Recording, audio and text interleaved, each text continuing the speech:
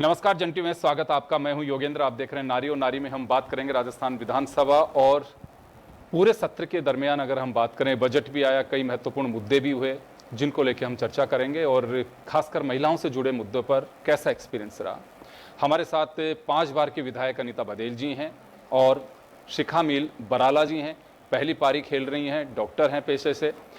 शिखा जी, आपके पास आना चाहूँगा। पहले मैं विधायक कोई भी बनता है, एक उसका अपना ख्वाब होता है, एक मकसद भी होता है। आप खुद डॉक्टर भी हैं, अच्छी भली आपकी प्रैक्टिस चल रही है, लेकिन बावजूद उसके आप विधानसभा में आई हैं। तो ये पहला एक्सपीरियंस आपका विधानसभा का कैसा रहा, खासकर अगर हम देखें गांव गरीब महिलाओं की अगर बात को लेके? Welcome ma'am. महिलाओं को लेकर आपने बात की, तो महिलाओं का यहाँ पर जो प्रतिनिधित्व है वो काफ़ी कम दिखाई देता है सदन में। और उसी तरीके से हम काफ़ी बार चर्चा करते हैं कि जो सरपंच हमारी महिलाएं बनती हैं, जो पार्षद बनती हैं, वो भी खुद ना मौजूद रहकर उनके जो भी परिवारजन और हैं, पति हैं या और जो पुरुष परिवारजन हैं, वो वहाँ मौजूद रहते हैं। तो जो लोग प्रतिनिधित्व कर रही हैं जनता का, वो भी अगर अपनी आवाज़ उठा पाने में पूरी तरह से सक्षम नहीं है, तो हम सोच सकते हैं कि जो आखिरी पंक्ति में महिला खड़ी है, जो बिल्कुल ग्रामीण परिवेश में खड़ी है, बहुत सारी जागरूकता आई है, पर उसके बावजूद भी बहुत कुछ किए जाना इस क्षेत्र में बाकी है। घर वालों में जागरूकता लाना, महिलाओं को शिक्षित करना और उनको अपने स्वास्थ्य के प्रति जागरूक करना, ये सबसे पहले हमारा कदम होना चाहिए। और तभी महिलाओं का हम जो सही मायने में उनको हम आगे ला सकेंगे। अनीता जी, आप मंत्री भी रही हैं, विपक्ष में भी रही हैं और पक्ष में भी रही हैं। 5 बार का एक लगातार विधायक बनना निश्चित रूप से एक मैं कहूँगा कि कुछ ना कुछ पब्लिक के बीच रिटर्न होता है, तभी आदमी लगातार जीत पाता है। महिलाओं के परिप्रेक्ष्य में अगर हम बात करें, जैसे शिखा जी ने भी कहा कि प्रतिनिधित्व काफ़ी कम है, 33% आरक्षण आएगा जब आएगा, लेकिन आपको लगता है कि कुछ संख्या का भी कुछ असर पड़ता है सोच पे? देखिए, जो स्थानीय निकाय और पंचायती राज में जो महिला प्रतिनिधित्व है वो 50% प्रतिनिधित्व है, लेकिन वो 50% होने के बावजूद कितनी महिलाएं स्वयं से अपने मुद्दे उठाती हैं, कितनी महिलाएं स्वयं से अपने निर्णय करती हैं। प्रैक्टिकल में देखने को ये आता है कि जो भी विकास के कार्य निर्णय करने होते हैं वो उनके या तो पति करता है, या भाई करता है, या पिता करता है।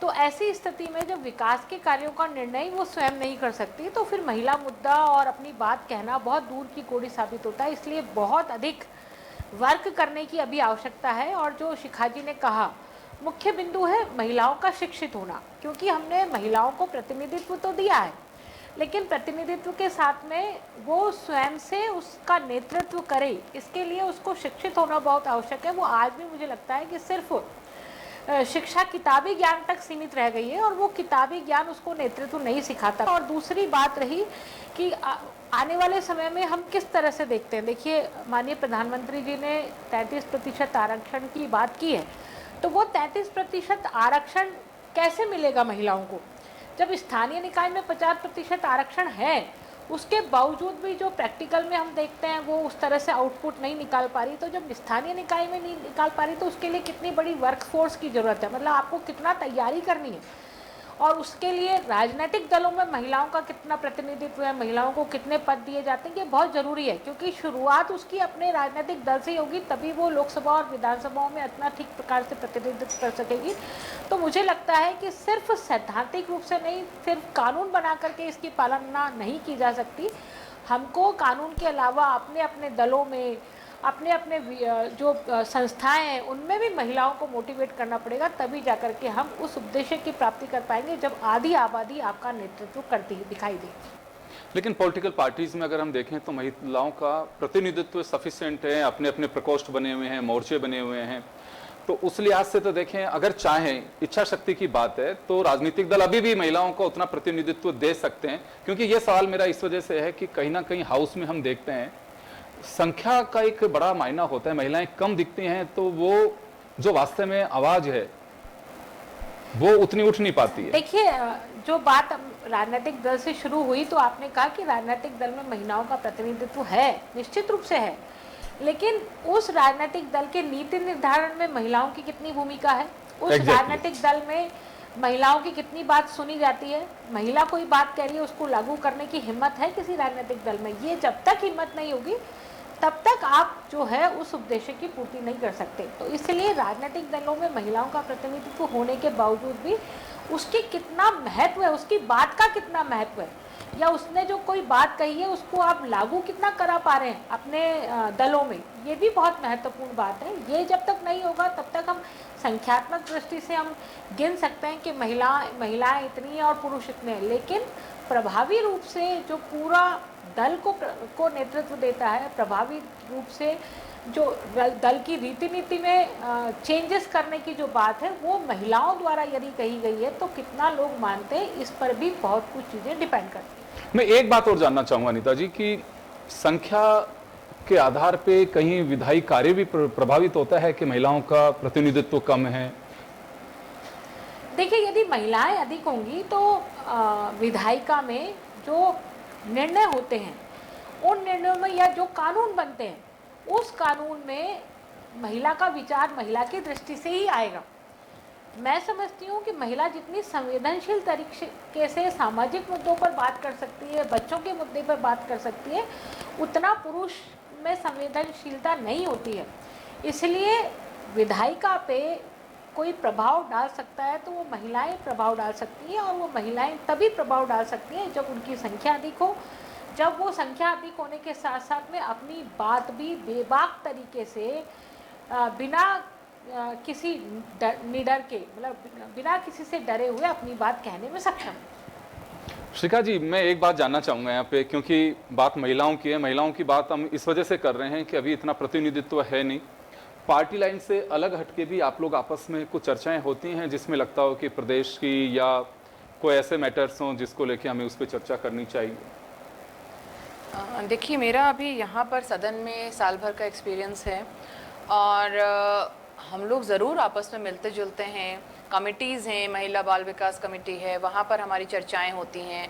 महिलाओं के खिलाफ जो अत्याचार हो रहे हैं या फिर ऑफिस सेटिंग्स में जो महिलाओं का कई जगह शोषण रहता है, तो उस बारे में चर्चा ज़रूर होती है। पर एक अनौपचारिक चर्चा हो और एक फॉर्मल चर्चा हो तो उसमें काफ़ी फ़र्क रहता है, और अगर औपचारिक चर्चा होती है कहीं पर तो उसके कुछ रिजल्ट्स भी आते हैं। खाली चर्चा भर करना काफ़ी नहीं है।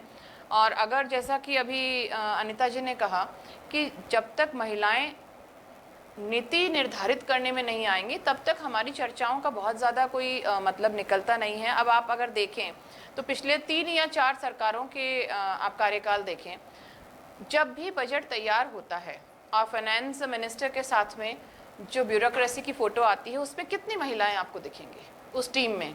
तो यही सब बताता है। एक तरफ हम कहते हैं कि महिला अपने घर के बजट को बहुत अच्छे से मैनेज कर लेती है, महिलाएं अपने घर को अच्छे से चला सकती हैं, तो महिलाएं सरकारें भी चला सकती हैं, महिलाएं सदन भी चला सकती हैं, पर उन्हें उतना मौका मिलना ज़रूरी है। और उसके लिए ज़रूरी है कि हम महिलाएं जो आगे हैं, जिन्हें मौका मिला है, वो पीछे से जो महिलाएं हैं उनको आगे लेकर आएँ, और हम साथ राजनीतिक जो भी हमारी धारणाएं हैं उनसे ऊपर उठकर महिलाओं के लिए काम करें। क्योंकि आजकल जैसे हम बात करते हैं महिला अत्याचार काफ़ी बढ़ गया है, तो इस चीज़ को हम अगर सदन में भी उठाते हैं तो मैं सत्ता पक्ष में हूँ या विपक्ष में हूँ, अगर महिलाओं के खिलाफ अत्याचार बढ़ा है तो बढ़ा है, और हमें उसे उसी तौर पर रखना चाहिए ताकि जो गाँव में महिला बैठी है वो आपके लिए ये समझ सके कि हाँ, इन्होंने हमारी आवाज़ राजनीति से परे होकर उठाई है।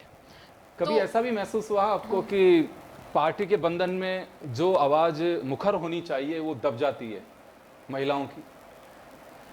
देखिए, मैं तो मेरे पहले जो कार्यकाल में विपक्ष में बैठी हूँ तो हमें तो काफ़ी मौका मिलता है कि हम चीज़ों को उजागर करें, और है पर कि आप जो मुद्दे उठाना चाहें वो नहीं उठा सकते। पर इतना तो जो बिल्कुल बेसिक मुद्दे हैं, जो धरातल के मुद्दे हैं, जो लोगों की परेशानियों से जुड़े हैं, वो आप चाहे किसी भी दल में हो वो उठाने चाहिए। और जनता को भी एक पॉजिटिव संदेश ही जाता है। जनता कभी भी ये नहीं जोड़ती है कि महिलाओं पे अत्याचार बढ़ रहा है और किसी एक सदस्य ने कहा नहीं महिलाओं पर अत्याचार ही नहीं हो रहा है, तो वो एक उनका खुद का गलत संदेश जाता है, पार्टी का भी गलत संदेश जाता है। तो कुछ मुद्दे तो वहां पर पार्टी से ऊपर उठकर बोलने चाहिए, हालांकि कुछ दबाव जरूर रहते हैं। जी अनीता जी, आपके पास में आना चाहूँगा। देखिए, आधी आबादी की बात कर रहे हैं हम, लगभग 8 करोड़ के आसपास राजस्थान की पॉपुलेशन है, तो इसमें अगर मैं मान के भी चलूँ तो 3.25 करोड़, 3.5 से 3.25 करोड़ के आसपास महिलाएं हैं। तो यहाँ कभी ऐसा महसूस होता है आपको, क्योंकि एक लंबा सफर है, 5 बार के आप विधायक हैं, कि पार्टी लाइन या पार्टी का अनुशासन कहिए या उनका दबाव कहिए, इस कारण से किसी भी पक्ष की महिलाएं हों, वो जो मुद्दे कई बार समसामयिक या तत्कालीन घटनाएं होती हैं वो उस तरह से नहीं उठा पाती हैं? ये आपकी बात ठीक आपने कही है कि कई बार राजनीतिक प्रतिबद्धता के कारण से कई विषय ऐसे आते हैं जिनको मुखर होकर के उठाना चाहिए लेकिन नहीं उठा पाते। पिछली बार के सदन की बात है कि जब एक वरिष्ठ मंत्री जी ने जब महिलाओं पर टिप्पणी की तो उस समय तत्काल में जो भी महिलाएं थी उनकी हिम्मत नहीं हुई कि वो वरिष्ठ मंत्री के अगेंस्ट जाकर के कुछ बोल सके, है ना। तो ऐसी स्थिति में उनको लगता है कि नहीं, हमारी पार्टी लाइन से ऊपर उठ जाएगा। लेकिन धीरे धीरे देख, जैसा मैंने कहा कि महिला यदि राजनीतिक दल में सशक्त होंगी तो वो अपनी पार्टी से ऊपर उठ करके भी बात करने में सक्षम होंगी। लेकिन अभी महिलाओं की एंट्री, मुझे लगता है कि ये जो समय है ये महिलाओं का राजनीति में प्रतिनिधित्व का दौर है प्रारंभ होने का।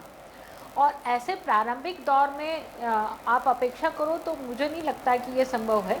लेकिन हाँ, आने वाले समय में हो सकता है कि ऐसे परिवर्तन आपको देखने को मिले जब महिलाओं की संख्या अधिक हो और महिलाएं सक्षम तरीके से सक्षम हो अपनी बात को कहने में, तो वो राजनीतिक दलों के अनुशासन से भी ऊपर उठ करके अपनी बात कह सकती हैं। मुझे लगता है कि ये अभी प्रारंभिक दौर है और इस प्रारंभिक दौर में अपेक्षा करना संभव नहीं है, मुझे ऐसा लगता है। नारी में वक्त हो चला एक छोटे से ब्रेक का। ब्रेक के बाद हम जल्द लौटेंगे, बने रहिए आप जन टीवी के साथ।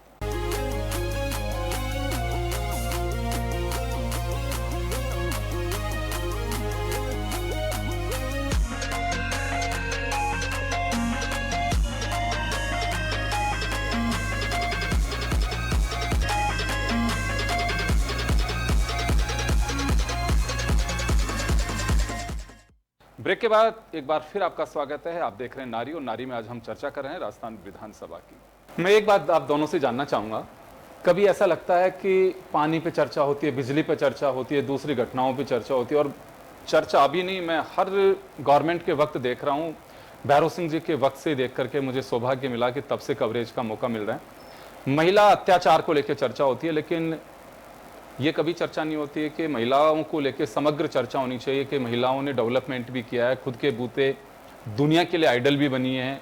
हम कहाँ चूक है कि अभी महिलाओं के लिए चर्चा तो कर रहे हैं, केवल एजेंडा बस एक ही होता है कि महिलाओं के उत्पीड़न को लेके, उनके प्रति अपराध को लेके। ये कोई नहीं देखता है कि शिखा मील बराला डॉक्टर बनने के बाद में विधायक बनी है, या अनीता बदेल एक शिक्षिका थी, उसके बाद में विधायक बनी है, मंत्री बनी है, प्रदेश के महिला मुख्यमंत्री या राष्ट्रपति या प्रधानमंत्री भी बनी है। और चूक हमारी कहाँ रही है? कितना बड़ा नेतृत्व के बावजूद भी आज हम केवल अपराध पे सिमट के रह रहे हैं।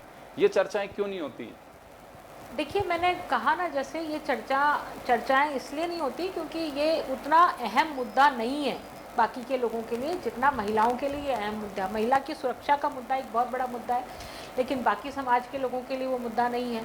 महिलाओं की शिक्षा बहुत बड़ा मुद्दा है, लेकिन बाकी के लोगों के लिए वो बहुत बड़ा मुद्दा नहीं है। तो जब तक ये राजनीतिक रूप से ये मुद्दा ना बने, है ना, चुनाव में ये मुद्दा ना हो, महिला मुद्दा हो ये हम चाहते हैं कि चुनाव में महिलाएं मुद्दा होनी चाहिए। पानी मुद्दा है लेकिन महिला मुद्दा नहीं है। जब तक महिला खुद मुद्दा नहीं बनेगी तब तक मुझे नहीं लगता है कि ये हम इस दिशा में हम कहीं आगे बढ़ पाएंगे।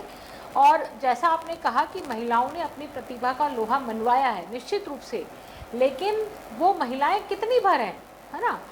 हम एक महिला का उदाहरण देते हैं, दूसरी महिला का उदाहरण देते हैं, उसमें संख्यात्मक दृष्टि से वो बहुत कम है। हम जो जितनी आबादी है उसका कितना प्रतिशत, अनीता बदेल यदि विधायक है और 5वीं बार विधायक है तो ऐसा कितना प्रतिशत महिलाएं कर पाई हैं, है ना। या शिखा मील जी डॉक्टर होकर के फिर विधायक बनी है तो ऐसा कितनी प्रतिशत डॉक्टर्स ऐसा कर पाई हैं। ये आंकड़ा बहुत कम है, इसलिए इसको बढ़ाने के लिए बहुत ज़रूरी है। मैं वापस वहीं लौट कर आऊँगी कि महिलाओं की शिक्षा बहुत ज़रूरी है और महिलाओं को स्वतंत्र रूप से छोड़ना बहुत ज़रूरी है कि जो तुम चाहो वो करो, ज़िंदगी में स्वतंत्रता बहुत ज़रूरी है। घर में बंदिशें होती हैं, फिर समाज की बंदिशें होती हैं, फिर प्रोफेशन में बंदिशें होती हैं, नहीं आपको ये करना है, ये नहीं करना, ये करना है, ये करना है। एज अ विधायक होने के नाते से आपको ये करना है, ये नहीं करना है, ये भी गाइडलाइन मिलती है। तो ये बंदिशें जब तक रहेंगी तब तक मुझे नहीं लगता है कि वो अपेक्षित परिणाम हम ला पाएंगे जिसकी हमें प्रतीक्षा है। शिखा जी, आपके पास आना चाहूँगा। महिला उत्पीड़न, अपराध, ये मुद्दा हर बार रहता है और अभी नहीं होता है। सदन के बाहर हो चाहे सड़क पे हो, इस मुद्दे को उछाला जाता है। उसके पीछे का कारण होता है कि सीधा अट्रैक्ट करता है कि महिला अपराध पे विपक्ष या कोई भी राजनीतिक दल हमलावर रहा है। लेकिन केवल बस मुद्दा यही होना चाहिए, उसके अलावा महिलाओं की एक पूरी डिटेल चर्चा नहीं होनी चाहिए कि हाँ, महिलाओं के लिए प्लानिंग अगर हमने लागू की थी तो उसमें कहाँ चूक है। केवल ये कह देना कि फलाने थाने में ये हुआ, उस जगह पे ये रेप हुआ, उसकी गला घोट के हत्या कर दी गई, ये कर दी गई। एक मुझे लगता है, क्योंकि बड़ी पीड़ा भी होती है, इसे एक राजनीतिक मुद्दा बनाया जाता है। जबकि मुझे लगता है कि समाज के सामने एक बुराई के रूप में बहुत बड़ी चुनौती है कि ये हो क्या रहा है, हमारी मानसिकता कहाँ जा रही है। आप तो एक डॉक्टर हैं खुद भी, तो क्या लगता है वास्तव में कभी ये सदन की एक चूक नहीं है? मैंने कभी ऐसी चर्चा नहीं सुनी। चर्चा होगी तो महिला अपराध को लेकर के सदन में आधे घंटे की चर्चा होगी या 2 मिनट की चर्चा होगी, पर्टिकुलर एक घटना को लेकर चर्चा होगी। एक पूरे दिन भर की चर्चा की आपको लगता है कि आवश्यकता है? आपने बहुत सही बात कही, और ये जो आपने विचार रखा है, ये विचार क्यों और जगह पर नहीं रखा जाता?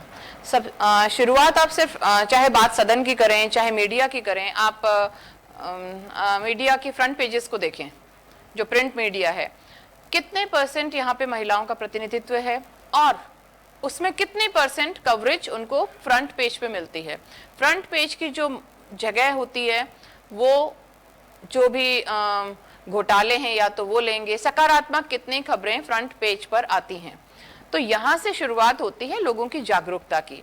अगर आप उसे मीडिया में, इलेक्ट्रॉनिक मीडिया में या फिर प्रिंट मीडिया में, क्योंकि सोशल मीडिया अपनी जगह रखता है, पर लोगों का अभी भी विश्वास जो है वो प्रिंट मीडिया और जो इलेक्ट्रॉनिक मीडिया है उन पर ज़्यादा है।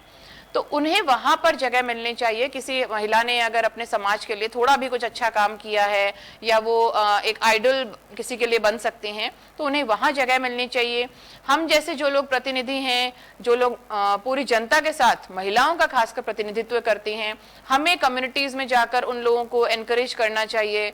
और ये एक लोगों की मानसिकता बन गई है कि जो नेगेटिव खबरें होती हैं उनमें लोगों को उनको डिस्कस करने में रस ज़्यादा आता है। तो वो शुरुआत मीडिया से बहुत ज़रूरी है कि की जाए, कि सकारात्मक खबरों को भी कवर किया जाए।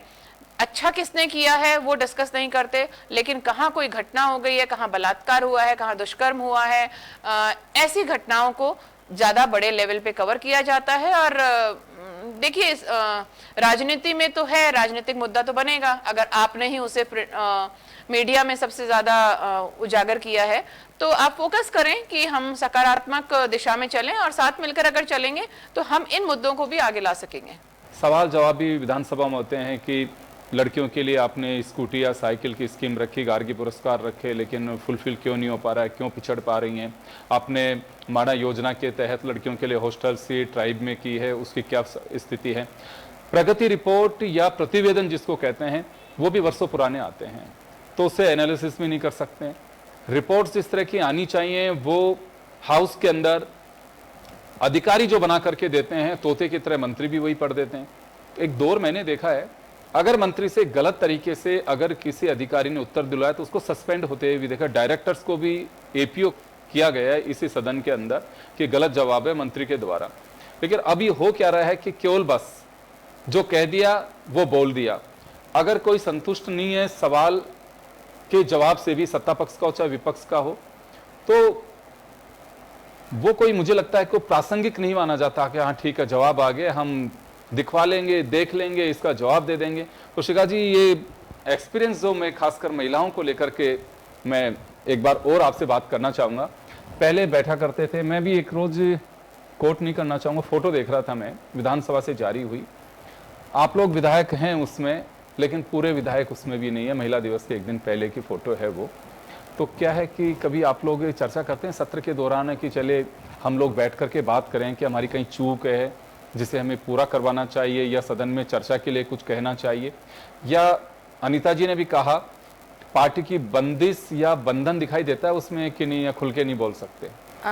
खुल के नहीं बोलने पर तो ऐसी कोई बंदिश हमें महसूस नहीं होती है विपक्ष में बैठकर, पर ज़रूर सत्ता पक्ष में जो लोग बैठते हैं उन पे बंदिशें होती हैं कि वो सरकार की जो कमियां हैं उन्हें नहीं बोल सकते हैं, पर जो जनता के मुद्दे हैं वो उठा ही सकते हैं। जो सत्ता पक्ष के विधायक हैं वो भी अपने प्रश्न लगाते हैं, वो सवाल पर भी सरकार पर भी प्रश्न चिन्ह खड़ा करते हैं, ऐसा नहीं है। पर जो महिलाओं के मुद्दे हैं, जो बच्चों के मुद्दे हैं, बालिकाओं के मुद्दे हैं, वो कहीं ना कहीं पिछड़ते हुए नजर आते हैं। और जैसे मैंने बोला कि कवरेज ऐसे मुद्दों को मिलती है जो जनता जिसको डिस्कस करना पसंद करती है, तो दोनों जगह हमें कुछ बदलाव करने की आवश्यकता है। और आज आपसे चर्चा हुई है तो ज़रूर हम लोग आपसे जो भी महिला विधायक हैं वो इस पे भी चर्चा करना चाहेंगे कि किस तरीके से हम अपने प्रतिनिधित्व ही नहीं, हम हमारी बात को यहाँ पर आगे वजनदार कर सकते हैं ताकि हमारी बातों को भी ज़्यादा माना जाए। और ऐसा नहीं है, हम राजनीति का इतिहास देखें तो हम इंदिरा गांधी जी, शीला दीक्षित जी, सुषमा स्वराज जी, कितने हैं अभी, मायावती जी, ममता बनर्जी जी, बहुत सारी ऐसी महिला सीएम भी रह चुकी हैं, पीएम भी रह चुकी हैं, बहुत अच्छी राजनेता भी रह चुकी हैं, तो वो लोग हैं। पर इसके बावजूद महिलाएं पिछड़ी हुई हैं और इस दिशा में हमारा ज़्यादा दायित्व बनता है और मीडिया का भी दायित्व बनता है कि हम उन्हें आगे लाएं, उनमें जागरूकता लाएं। देखिए, एक मैसेज तो ये जाता है कि जिस मुल्क, जिस देश की राष्ट्रपति महिला, प्रधानमंत्री महिला रही है, कई राज्यों की गवर्नर महिलाएं, मुख्यमंत्री महिलाएं और फाइनेंस मिनिस्टर सहित यूनियन कैबिनेट में कई महिला मंत्री हैं, तो उससे तो लगता है कि भारत में महिलाओं की स्थिति बहुत बेहतर है। लेकिन कई मायनों मैं ये नहीं कहूँगा कि हाँ बिल्कुल बदतर है, बेहतर स्थिति है, लेकिन फिर भी हम गाँव में देखते हैं और जगह स्थिति देखते हैं तो प्रेरणा के रूप में तो बन सकती हैं महिलाएं, लेकिन कहाँ कहीं आपको लगता है कि चूक है क्योंकि आप विधायिका से जुड़ी हुई हैं या कुछ करने की आवश्यकता है। द्रौपदी मुर्मू जी हों या फिर प्रतिभा पाटिल जी हों या इंदिरा गांधी जी रही हों, ये वो शख्सियतें हैं कि जो देश के लिए कह सकता हूँ कि हम कहीं पे भी जाते हैं, चाहे उस मुल्क की प्रधानमंत्री महिला रही है, राष्ट्रपति महिलाएं हैं, तो इसका इम्पैक्ट आता है कि ये कोइंसिडेंट है, कोई राजनीतिक समीकरणों की वजह से बना दिया गया, प्रभाव कितना है उसका? ये हमारी कहीं ना कहीं चूक ही रही होगी कि महिला प्रधानमंत्री, राष्ट्रपति, सीएम और बहुत अच्छे पदों पे रहने के बावजूद भी आज भी महिलाएं वो प्रतिनिधित्व नहीं कर पा रही हैं। आरक्षण मिलने के बाद, सदन में आरक्षण मिलने के बाद की बात अलग है, पर फिर भी जैसा कि हमने बात किया कि स्थानीय निकायों में भी महिलाओं के होने के बावजूद पुरुष ही वहाँ पर राजनीति कर रहे हैं। और इस पर हमें ध्यान देना ज़रूरी है। ज़रूरी नहीं है कि वो कोई ऐसे कारणों की वजह से महिलाएं बनी, क्योंकि हम देख पाएंगे कि बहुत सारी महिलाएं हैं जिनका अगर बैकग्राउंड होगा वो बहुत कमज़ोर था, पर वो अपनी मेहनत और अपने हिम्मत के बलबूते पर आगे आईं और उन्होंने राज्यों को भी लीड किया। तो इसमें हमें मंथन और विचार करने की आवश्यकता है और सदन में भी ज़रूर इस मुद्दे को कि हम आधारभूत चीज़ों पर विचार करें और वहीं से हम कुछ बदलाव शुरू करें नीतियों में, ताकि इस पूरे सिस्टम में हम कुछ बेहतर कर पाएं। बिल्कुल आप सही कह रही हैं। वहीं से एक नियत और नीति तभी बन पाती है जब से सोच डेवलप होती है और इसकी आवश्यकता है। बात ठीक है, हम अमृतकाल में हों, चाहे हम विकसित राष्ट्र की कल्पना तो नहीं मैं कहूँगा उस और हम आगे बढ़ रहे हैं, लेकिन ये कहीं ना कहीं एक हमारी चूक कहूँ या फिर कहें कि कहीं ना कहीं इच्छा शक्ति का अभाव है। जो महिलाओं को जो स्तर और स्थिति मिलनी चाहिए वो अभी भी कहीं ना कहीं आवश्यकता है उसकी, जिसकी चर्चाएं करना लाजमी है। सबकी निगाहें अब इस पर टिकी हुई हैं कि 2029 तक या उसके बाद में आरक्षण बिल जब लागू होगा तब स्थिति के लिए एक सपना है सबका कि शायद वो बेहतर स्थिति हो। सरपंच या पंच जैसी स्थिति तो मुझे नहीं लगता कि हाउसेज में ऐसी रहेगी, क्योंकि जो चुनकर विधायक आती है उसी का अधिकार है, वही बैठेगी और वही बोल सकती है। ग्राम पंचायत की तरह स्थिति नहीं है कि बहु सरपंच है या प्रधान है तो घूंघट निकाल करके बैठ जाए और पीछे से पति देव या ससुर, जेठ, देवर कोई भी बोलता रहे। वो स्थितियां विधानसभा और लोकसभा में नहीं होगी। तो मुझे लगता है कि चलिए, एक कल्पना है और कल्पना तो हम आज लेकर के बैठे हुए हैं, हकीकत में तब्दील होगी जब ये बिल पूरी तरह से परिलक्षित होगा, लागू होगा। तो मुझे लगता है कि कुछ चर्चाओं पे विराम भी होगा और हो सकता है कि ठीक से लागू नहीं हो तो चर्चाएं और भी जारी रह सकती हैं। आप सभी का बहुत बहुत शुक्रिया। नारी में इतना ही, दीजिए इजाज़त, नमस्कार।